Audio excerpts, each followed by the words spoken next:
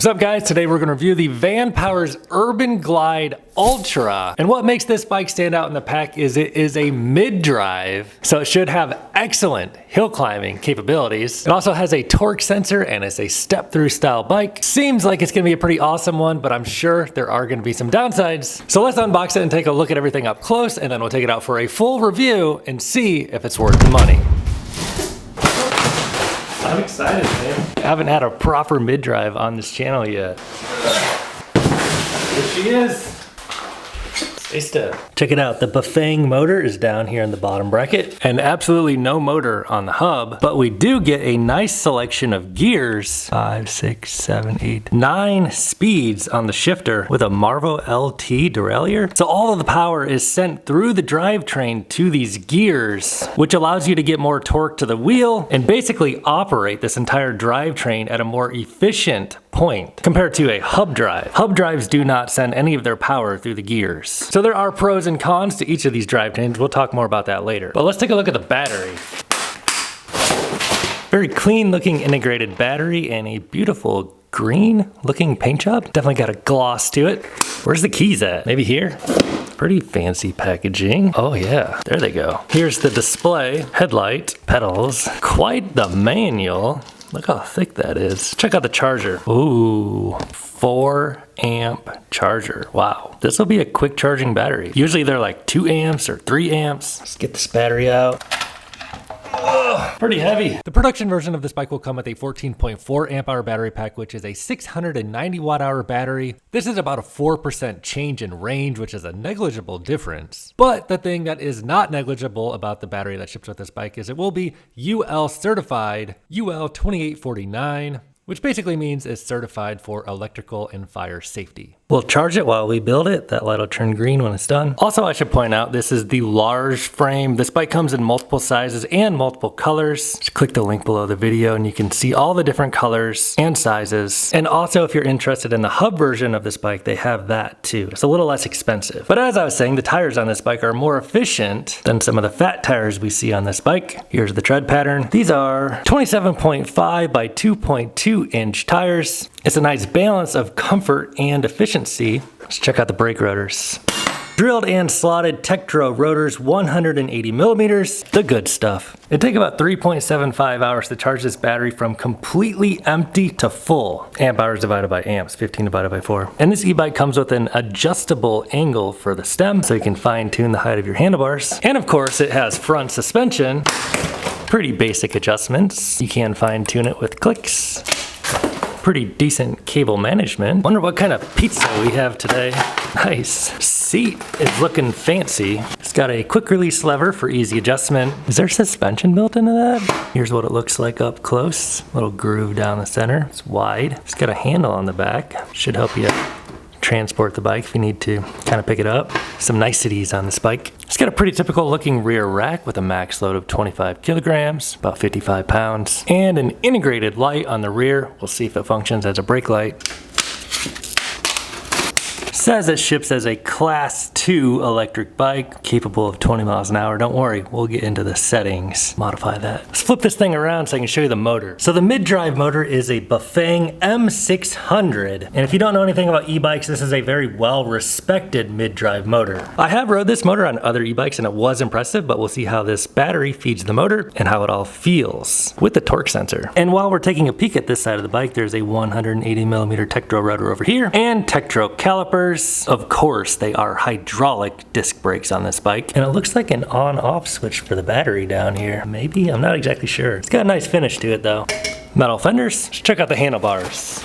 Rubber ergonomic hand grips. Controls, power, pedal assist level. Tektro levers. We can see that they sweep back a little bit for a comfortable riding position. Upright, comfortable riding position. And they have a slight rise to them. On the right side of the cockpit, we have 1 through 9 gears that are shifted right here. Usually we only see like 6 or 7 gears on a bike. The gears will be particularly beneficial on that mid-drive. This is where these go.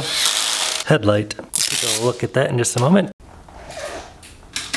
Front wheel goes like that. It's got a quick release lever. But check it out. The seat post, it's got a little suspension built into it. Very nice. And in case you care, this is what the pedals look like. They're metal and they have little cleats to help keep your foot stuck on the pedal. Warning. Just drop the battery in.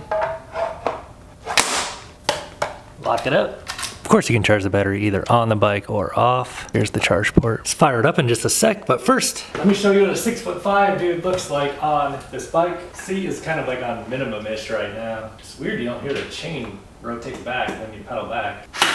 So on the large frame with the seat on minimum height, this is what a 6'5" guy looks like on this bike. And increase, it says that's the minimum insertion point. And seat on maximum height. It's so weird that the chain doesn't like rotate back. You don't hear any clicking. It's because of the mid drive motor. All right, let's fire this thing up. Digitech writing. Ooh, nice looking display. Neutral. Does that say neutral? 1, 2, 3, 4, 5. 5 levels of pedal assist. Gives us the battery and a very crisp readout. 59%. Shows you percentage battery life. Speed, front and center. Color display, very nice looking display. Let's tab on the power button here a couple times. Shows you average speed, max speed, time, and calories. We'll see what kind of calories we burn. And that's your menus. Also gives you a little bar indicator here, it looks like for battery maybe. And there is no throttle on this bike. So no cheating on this one. All right, let's try this motor out. So there is no throttle. I'm just gonna kind of have to do this. You can hear the sound and everything. Just try it out on Pedal Assist 5 for starters. Oh yeah, there we go. Very quiet. Hear that motor. I'm gonna put it back on 5 again. Just kind of kick the pedal once here. Watch the gears. Give it a kick.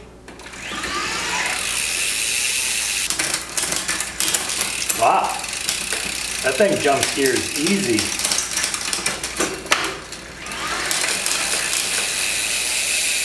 Tires call for 30 to 50 PSI. They're at 16, we'll set to 36. Nice. Actually, I'm gonna do 44. One last thing I want to tell you before we ride it, you hold the plus and minus button to access the menus. And inside the menus, you have all of this stuff. You can put a password on it, Bluetooth connection. Unfortunately, it does not look like we can change the top speed. You can change the backlight brightness. And it does have automatic lights, which I kind of find annoying. It's off. Default. Oh, you can set the time of day too. Nice. Oh, and the lights. Let's check the lights. Hold plus. There's your light. Pretty basic, minimalist light. It's decently bright for the size. There you go. That also turns on the backlight, which is it a brake light? No brake light. Oh well, not a big deal. All right, let's go outside and play. Let's go ahead and start the Strava to see what kind of range we get on this bike. We'll talk about it along the way, but this mid-drive motor is probably gonna be a little more efficient than our hub drive motors. And of course, we are starting on a full charge, 100%. Let's do the 20% hill grade test on the Vanpowers UrbanGlide Ultra. So we do not have a thumb throttle on this bike. The major difference on this one is gonna be, we're gonna be using the gears. Typically these hub drive motors, they do not use gears at all. The power gets sent through the gears on this one. And there is no thumb throttle. We have some obstacles up there. All right, so this is my first experience on this bike. Let's just go ahead and try. I have it on gear number 1, the granny gear, and it's a torque sensor, pedal assist 5, ready, let's just try it out.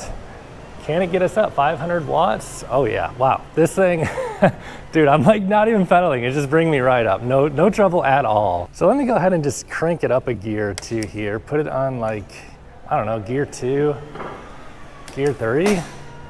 Oh yeah, so you probably shouldn't shift gears under load. Yeah, no problem, dude. Wow, man, this bike is impressive already. So it is only a 500 watt motor, but we're probably gonna see that this thing actually performs a lot better than a lot of the hub drives on this channel. Let's see how it handles. Whoa, whoa, whoa. All right, this thing it's got power, dude. I'm gonna crank it down a little bit to pedal assist 3. It does have a torque sensor, which is great. And right away, I'm noticing the screen is very easy to read. I wish I could rotate it a little bit more for you guys. Hopefully you can see that just fine. Just go ahead and shift it up a gear too. No brake cutoff sensors. Okay, that's fine. It helps you balance the bike, I think, because you can like apply brakes and pedal at the same time. So in like sticky situations like this, it helps you kind of balance better. All right, very intuitive feeling bike. This thing feels like a masterpiece already. Let's dig into it a bit further though. Throwing my shades on, I can still read the display. Oh no, shoot, kind of filters it out. through my polarized lenses looking at the display. It's another windy day out here in Southern California. Hopefully that doesn't interfere with the audio too much. Bear with me. I'm gonna take these shades off though so I can see the display, unfortunately. So on pedal assist 1, let's see what the torque sensor feels like here. So let's just stop. Small amount of lag on the speedometer. So from a stop, we're on gear, I can't tell because it doesn't show us a number. Looking back, I am on gear number 4 or 5, I think. So it's a torque sensor, and yeah, it feels great. The motor feels quiet. Gears shift very snappy. So it has like a really nice like granny gear for climbing hills. You can see like going 6 miles an hour, like I'm already like maxing out the rotation speed of my legs. So let's bump that up all the way to basically like gear 5 for going 12 miles an hour on pedal assist 1. First impressions of this bike are 2 thumbs up, man. This feels like a very nice bike, as it should. It's like a $2,500 bike. Now, that is one downside of getting a mid-drive. They do offer this bike in a hub drive version. It's not the Ultra variation of the UrbanGlide. This is the Ultra with the mid-drive. So, you know, it's like the best of the best. I hear the motor making a very, very soft whining noise. So I'd say that this motor feels very quiet. I'm gonna put it on pedal assist 2, pedal assist 3. Let's just bump it up all the gears, man. All right, this feels nice. I'm in top gear of, I think it was what, 9 gears on this bike. Humming along here nicely on pedal assist 3. Hardly putting any effort into this at all right now. But the torque sensor responsiveness is dialed. Let's put it that way. Like as soon as I start pedaling this thing, it starts giving me power, and it gives you power based on how hard you're pressing on the pedals. This is a premium bike right here, boys and girls. So pedal assist 3, let's crank it up to pedal assist 4, pedal assist 5, and it will cut us off at 20 miles an hour. Once you hit 20, no more pedal assist for you, and I don't think that there's any way to log in and change that above 20. If I'm wrong on that, I will drop a comment down at the top of the comment section. Other thing about this bike is it does not have a throttle on it. So you're gonna, you know, get a little bit of exercise in on this thing. And this, I can tell already with the way this drivetrain feels to pedal, this is gonna be the kind of bike I actually want to pedal. It just feels buttery smooth. And these brakes are feeling great too. I mean, they're Tektro 180 millimeter hydraulic disc brakes. Let's see, starting out in gear 5. Oh yeah, motor, I can tell like this is not the right gearing. So one downside of a mid-drive motor is you're gonna need to be a little bit more aware of what's going on with the gears. You can start out in gear, you know, top gear. The gear I started out on was 9. That's your gear for like high-speed cruising. See how slow my legs are turning over, going like 15. So I mean, if you stop and leave it in gear 9, you shouldn't do this. This is gonna be hard on the motor. So this is a pro and con of a mid-drive motor right here. Really, I should be in like gear 1 or gear 2, but I'm stopping gear 9, so all I can really do is start in gear 9 on pedal assist 5. So man, it's really hard on the motor and the battery.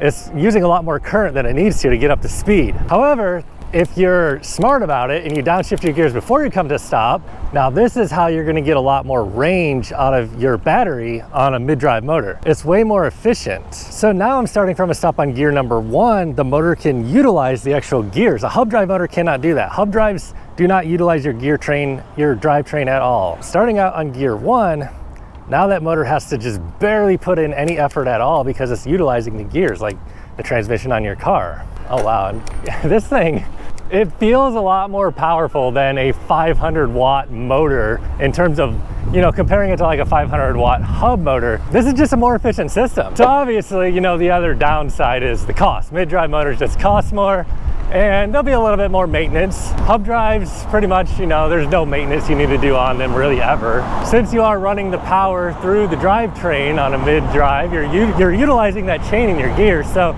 you know, it's possible for you to tear up your gears if you don't really know what you're doing. Probably not a big concern, but whew, this is a fun bike to ride, man. It feels smooth. And I can tell, you know, it's got that front suspension, but also the little thing built into the suspension seat post. See if I can get into traffic here a bit. Just that little seat post suspension thing built in. You know, it's nothing amazing, but it does take away a little bit of the impact. So the way I like to ride, you know, I wish I could be hitting like 28 miles an hour right now, but that's just not how this bike is set up. So, you know, if you're looking for a commuter style bike that's gonna keep you at some safe speeds, I mean, 20's pretty good. Oh, but I don't think you can get this one above 20 that I know of. Dang it, I did it again. I came to a stop in gear 9. So, you know, once you're stopped, there's nothing you can really do about downshifting your gears. I guess I could, like, you know, bump the shifter a couple times here, hop off, kind of kick the drivetrain a little bit there. It's not really the way you want to be doing this. We'll just let the battery and motor take a beating, I guess, starting from a stop. We can help it by pumping it down to pedal assist 1. All right, here goes nothing. Pedal assist 1, torque sensor kicks in immediately. We got to get cranking up to pedal assist 5 though. I don't have anything bad to say about this bike yet.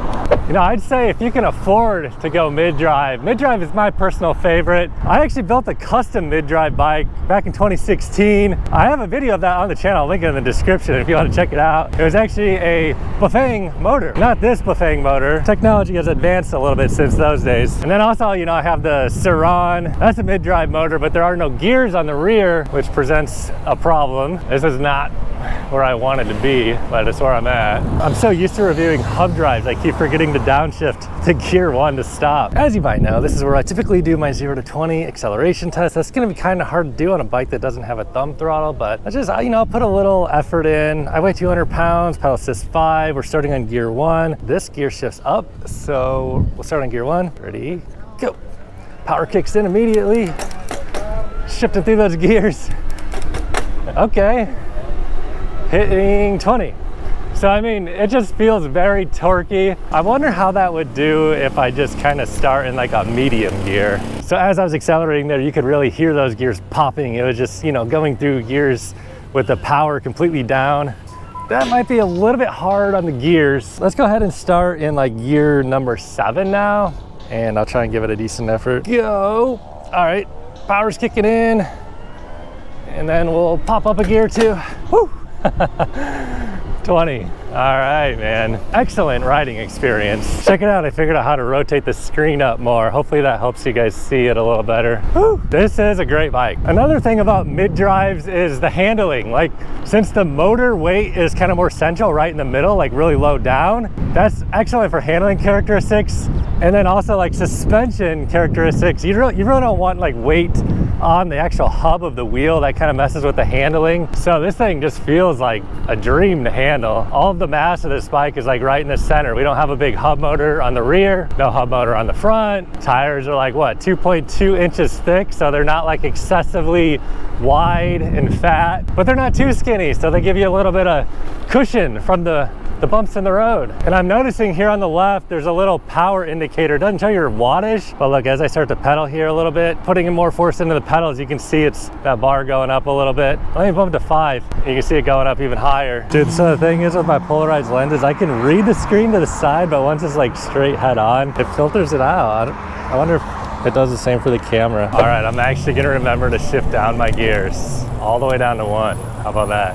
Let's put it in 2. Saturday in Venice at the beach on a sunny day. It's gonna be popping out here. So let's see if there's any sort of lag at all on this torque sensor. So I am not pedaling. Pedaling, power. Not pedaling. Pedaling, power. And it gives you that input based on how hard you're pressing, of course. I really don't have anything bad to say about this bike yet, I don't think.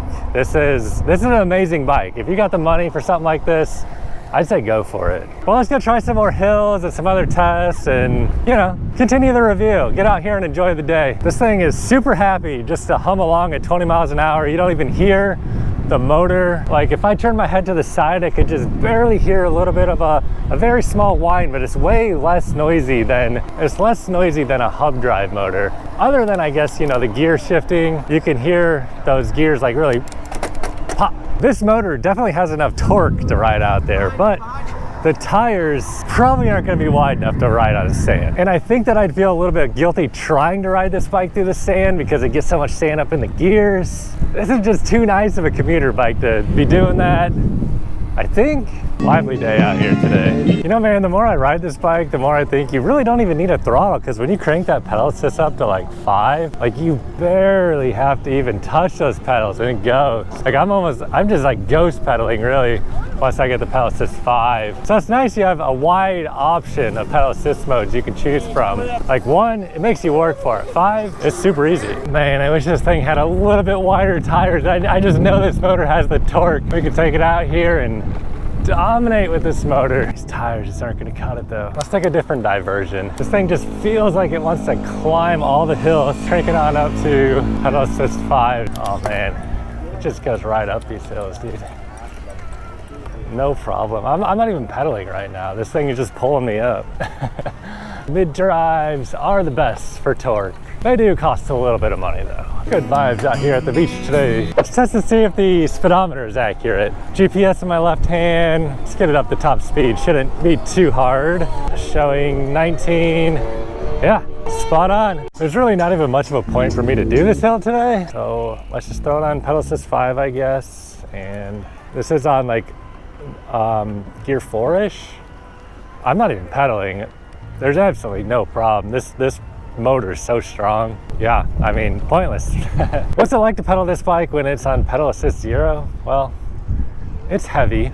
Probably not gonna wanna be riding this thing too far if you don't have the motor on. I've got the motor off now and it's like all right to ride, you know, I'm going 8 miles an hour. As long as I have some momentum, it's all right. Shift it down to 1, start pedaling.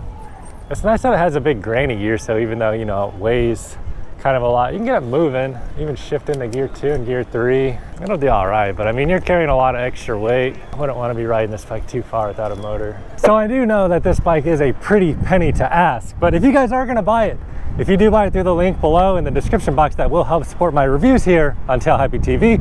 And of course, I really greatly appreciate your support. But before we check the brakes and the final range on this thing, let's just go ahead and run it up the California incline, since that's part of our normal circuit. It will be no challenge, I'm sure. I'm gonna leave it on pedal assist 3, gear number 2. Just, you know, it's just no problem at all for this bike. Like, I'm hardly even pedaling at all, which, to mention, I really like the riding position of this bike. You know, step through frame, it's easy to get on, the handlebars sweep back a little bit. So I'm just chilling, like not even pedaling this thing. It's pulling me right up. Crank it on up to pedal assist 5, press a little bit on the pedals and we're rocketing. On gear 2, I'm not even on the greeny gear. Let's shift it down. 1 more. Oh. All right. California incline. This will take us up 85 feet. Elevation gain, 12% grade. I mean, we should be hitting top speed here any moment. Pop, pop, pop. Yeah, this is cake, man, obviously. It does give you the power readout there. If I press a little bit harder, yeah, it'll just help me out a little bit more. And it will top us out right at about 19, 20 miles an hour. And for those of you new here, we were just down there. Beautiful day out here. Santa Monica. These people need an e-bike. Final thoughts on the Vanpowers UrbanGlide Ultra. I mean, if you've got 2,500 bucks to spend on an electric bike, this thing will not disappoint. This is a very nice machine. 500 watts of power, all the torque. You'll climb all the hills. It rides very nice. It's got pretty much all the bells and whistles. Obviously, that mid-drive motor, step through, swept back handlebars, comfortable riding position, efficient tires, efficient drivetrain system, torque sensor. This thing rides great. Click the link below and grab yours today if you got the money. Let's go see what the final range is on this bike. Actually, wait, don't buy it. Don't buy it. There are 2 things that this bike may fail you on. If you want a bike to ride out here on the sand, these tires are not going to be wide enough. And if you want a bike that's ultra low maintenance, you probably want a hub drive, not a mid drive. Actually, 3. If you want a bike that goes faster than 20 miles an hour, this one does top out at 20, which is probably enough for most people. We're at 71% battery. Got a feeling it's going to be pretty good. Give it a little brake test from top speed. And 20. Oh yeah, excellent. Hydraulic disc brakes, 180 millimeter Tektro brakes. Give them 1 more brake test from 20. Perfect brakes. Head on home. I want to comment on the torque sensor on this bike a little bit. It is the best one I've tried on this channel. Oh my goodness, it can do it. Wow, this is gonna be a challenge and a half. Oh my goodness, it can do it, dude. That can't be good for the drivetrain. Getting so much sand in there. So I used to have this bike. I sold this bike to a buddy in the neighborhood. I'm letting him try the Vanpowers. Unbelievably smooth. Right?